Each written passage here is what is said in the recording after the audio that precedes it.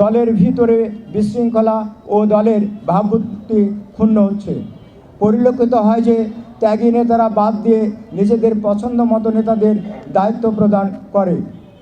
এর ফলশ্রুতিতে বিভিন্ন জায়গায় বিশৃঙ্খলা সহ প্রবীণ এবং ত্যাগী নেতাদের লাঞ্ছিত করছে এবং সুষ্ঠুভাবে দলীয় কর্মকাণ্ড পরিচালনায় ব্যাহত হচ্ছে।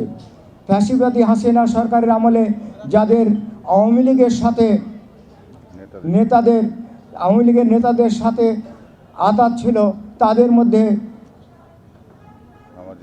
সামাজিক যোগাযোগ মাধ্যমে প্রকাশিত পবা বিএনপির পকেট কমিটির আহ্বায়ক ও 1 নং যুগ্ম আহ্বায়ক সহ অনেক পদধারী ব্যক্তিবর্গ আছে। আমরা জেলা বিএনপির নেতৃত্বের এই অগঠনতান্ত্রিক কার্যকলাপের প্রতিবাদ জানাচ্ছি। আপনাদের মাধ্যমে দলীয় হাইকমান্ডের কাছে এহেন কার্যক্রম বন্ধ করার সহ সুষ্ঠু তদন্ত ও প্রয়োজনীয় পদক্ষেপ গ্রহণের দাবি জানাচ্ছি। পাশাপাশি ঘরে বসে পবা উপজেলা বিএনপির পকেট কমিটি বাতিল এবং যত দ্রুত কাউন্সিল ও সম্মেলন করার জন্য আপনাদের মাধ্যমে অনুরোধ জানাচ্ছি। 250-টিরও বেশি ডিজাইন অপশন নিয়ে ওয়ালটন স্মার্ট ফ্রিজ, বোঝে আপনার প্রয়োজন।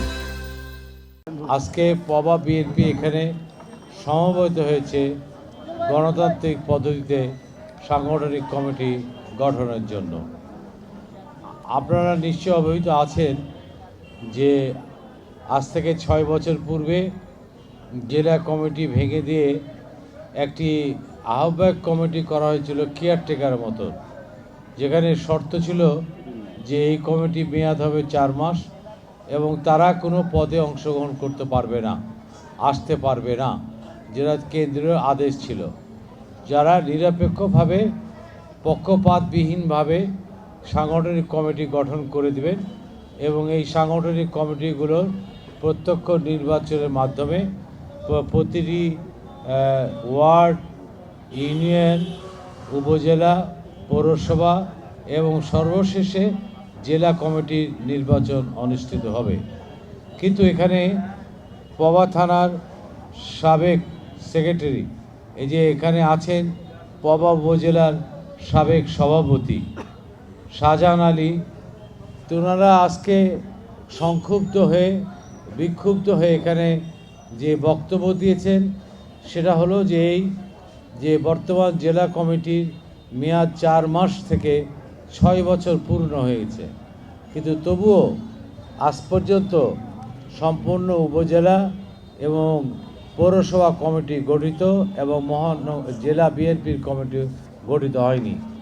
এবং সর্বশেষ ঘটনা যেটা ঘটেছে যে পবা উপজেলা তাদের 8টি ইউনিয়নের 72টি ওয়ার্ড কমিটি এবং 8টি ইউনিয়নের পূর্ণাঙ্গ কমিটি গঠন করেছে।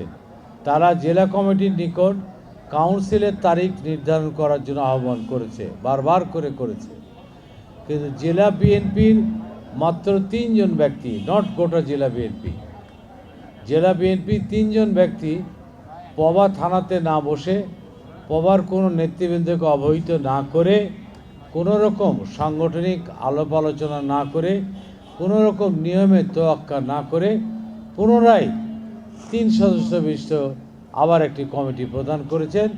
সেটা গোপনে একজনের স্বাক্ষরে সেটাও দিয়েছেন ফেসবুকে, সামাজিক মাধ্যমে, সরাসরি চিঠিও পায়নি।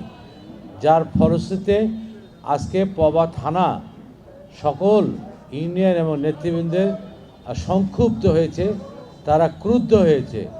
সেই ক্ষোভ এবং প্রতিবাদ জানানোর জন্য আজকে জাতির বিবেক এই স্বাধীনতার এই বিজয়ের পরবর্তীতে সফল সাংবাদিক সমাজের মাধ্যমে কেন্দ্রীয় নেতৃবৃন্দকে অবহিত করেছেন।